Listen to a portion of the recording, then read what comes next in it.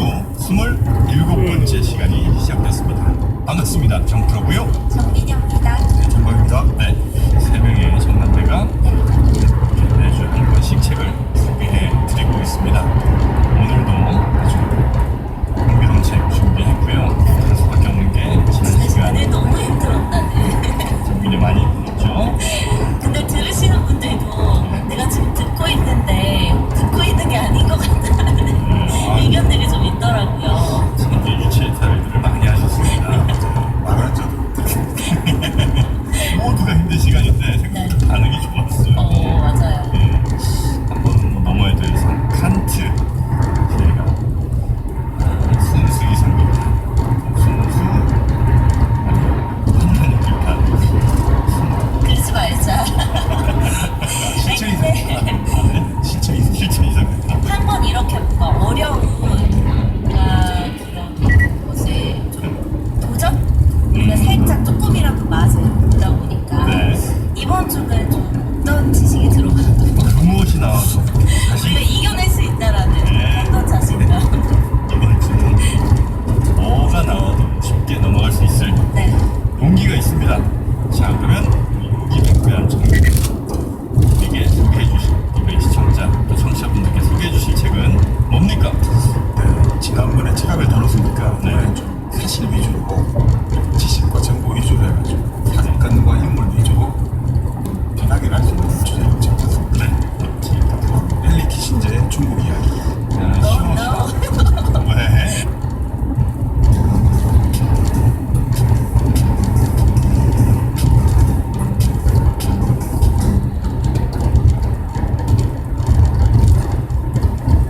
안녕하세요. 2019 봄 카오스 강연 기원 궁극의 질문들에 오신 여러분, 저는 6강에서 10강까지 진행을 맡고 있는 성균관대학교의 서민아입니다. 지금 제가 인터뷰 뒤에 나오시니까 좀 쑥스러운데요. 오늘이 세 번째 진행이라 좀 떨지 않겠다고 다짐을 했는데 제 인터뷰 뒤에 나오니까 시속 조금 더 떨리는 것 100km 같습니다. 구간 그래서 단속 열심히 중입니다. 진행을 해보도록 4.4km 하겠습니다. 지난주 남았습니다. 역시 최재천 교수님께서 명강연을 해주시고 가셨지요. 끝나고 저희 설문조사에서 많은 분들께서 감동을 전해주셨다고 합니다. 보통 100분 이상이 설문에 참여하시고 주관식도 굉장히 길게 적어주신다고 합니다. 그 중에 일부라고 하네요. 잠깐 보실까요? 감동이라는 단어가 참 많죠. 네, 이번 주에도 이런 감동이 이어질 거라고 기대합니다.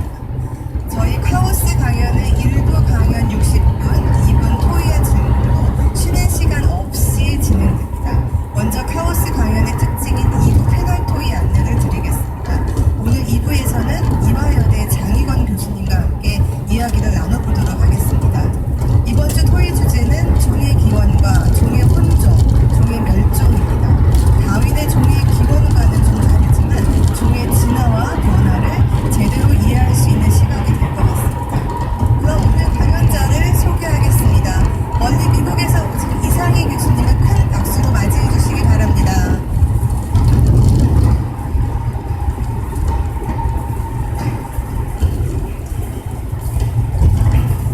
이상희 교수님 자기소개를 보니 지난주 패널로 오신 장대일 교수님 못지않게 정말 다양한 이력과 다양성을 갖고 계신 것 같습니다. 소머즈, 피아니스트, 호학을 넘나드셨는데요. 지금도 소머즈나 피아니스트 재능을 갖고 계실까요? 소모즈는 이력이 아니고 되고 싶었던 사람입니다. 네, 저희가 언젠가 피아노 공연을 기대해 보도록 하겠습니다. 고인류학자는 국내 연구자가 드문 것 같습니다. 고인류학은 어떤 학문일까요? 우리가 호모사피엔스라는 거 다 아시죠? 우리 인간의 시작과 현재를 연구하는, 현재가 어떻게 해서 현재가 되었는지를 연구하는 학문입니다. 우리 시작부터. 네, 그럼 인류의 기원이란 주제로 강연을 해주실 1km 이상희 앞에 교수님께 시속 큰 박수 100km 부탁드립니다. 구간 단속 종료 지점입니다.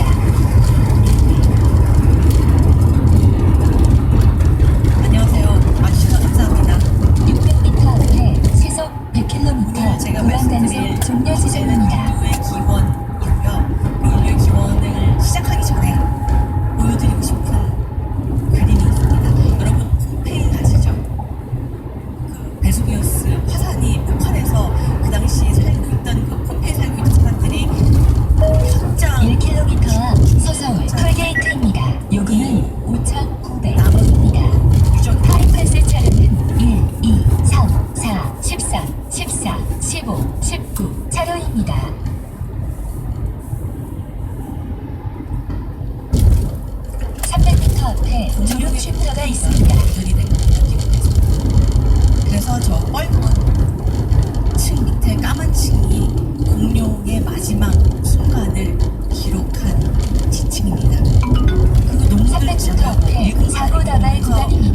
안전운전 하십시오. 시작 그런 거에 대해서 잠시 생각을 하게 후 되더라고요. 서서울 톨게이트입니다. 저렇게 요금은 중생대의 5,900 아름다운 지구를 원입니다. 뛰어다니던 파충류 20억 년 2억 5천만 년 1km 오른쪽 도로입니다. 이어서 280m 오른쪽 도로입니다. 오른쪽 차로로 주행하십시오. 그 중에 가장 제왕이라고 우리가 생각하는 공룡인데 저기 보시면 600m 앞 조남 JC 와서 중계점에서 지구를 일산 하면서 판교 방면 아름답던 오른쪽 낙원이 도로입니다. 이렇게 되는 이어서 거죠. 280m 앞 오른쪽 그래서 도로입니다. 공룡들이 오른쪽 차로로 주행하십시오. 서울 외곽순환 공룡들에게는 고속도로 진입입니다. 신생대에는 포유류의 시대가 잠시 후 오른쪽 도로입니다. 이어서 280m 앞 오른쪽 도로입니다. 서울 외곽순환 고속도로 진입입니다. 지구는 초토화되었던 지구는 새롭게 초록별로 다시 잠시 후 오른쪽 도로입니다. 모두 신경이 예민해지고 있습니다. 한 탱크지 일어난 미친 사람처럼 빨리 가라고 탱크를 향해 총을 쏘고 다른 지휘관들은 총만이 없다고 자신을 쐈고 저 다른 한 지휘관은 신경쇠약에 걸렸습니다. 지하물도 연구하고 보병과 함께 훈련했다면 소민 전투를 위대한 승리로 이끌 수 있었겠죠. 하지만 이제 모두가 현재 주행도로는 서울 외곽순환 고속도로입니다. 그거 완전 헬게이트 오픈이잖아. 누가 한 말이야? 탱크가 실전에 투입된 첫 전투인 솜 전투에서 전차장으로 침전했던 바질 벨리케스 중위가 한 말이야. 전투 중에 공황 상태에 빠지는 건 흔한 일이니까 이해가 가긴 가는데, 아니 그래도 탱크잖아. 당시에는 탱크에 타는 것 자체가 지옥이었어. 지옥? 당시 마크 전차 매뉴얼에는 따뜻하고 싶으면 전차 해치를 닫아라 라는 말이 적혀 있었어. 아니 그게 무슨 문제인데? 당시 마크 전차는 시동을 걸고 30분 정도 지나면 차내 온도가 50도까지 올라갔어. 50도? 야 이거 완전 사우나네. 사방이 모두 철판이고 이 비좁은 철제관 속에 8명이 몰려있어. 덕분나 주변과 의사소통은 전혀 없고 무슨 기름으로 범벅이었지. 제정신일 수 없는 상황이었지. 좀 더 살펴보자. 90m를 이동한 뒤 엔진 문제로 옆에 있던 북미 탱크가 멈췄다. 또 90m를 가다가 다시 멈췄는데 이번엔 더 이상 움직이지 않았다. 당시에는 전차에 대한 개념이 없었기에 초기 설계가 엉망이었어. 캐터필러의 내구도는 2-30마일이었어. 대략 50km 정도 가면 끊어진다고 봐야 했지. 우리가 가는 길은 모두 지옥 같았다. 포탄 구멍으로 이루어진 거친 바다와 같았다. 영국 초원에서 받은 훈련은 무용지물이었다. 알고 있는 것과 경험하는 건 다르지. 이 당시 탱크는 독일군과 싸우는 것보다 구덩이에서 탈출하는 게 더 큰 문제였지. 행여나 탱크가 앞으로 고꾸라지면 답도 없었어. 이게 무슨 말이야? 원래 참호로 넘을 수 있도록 설계된 거 아닌가? 포탄 구덩이 같은 거 타고 넘을 수 있는 거 아니었어? 초기 마크 전차의 연료 탱크가 앞쪽에 달려있었거든. 이 당시 탱크는 그냥 중력의 힘으로 연료가 흘러가는 구조였어. 아 그러니까 이 탱크가 앞으로 고꾸라지면 엔진의 연료를 공급할 수 있는 방법이 없었다는 거네. 그렇지. 초기 전차는 구획을 나눈다는 개념 자체가 없었거든.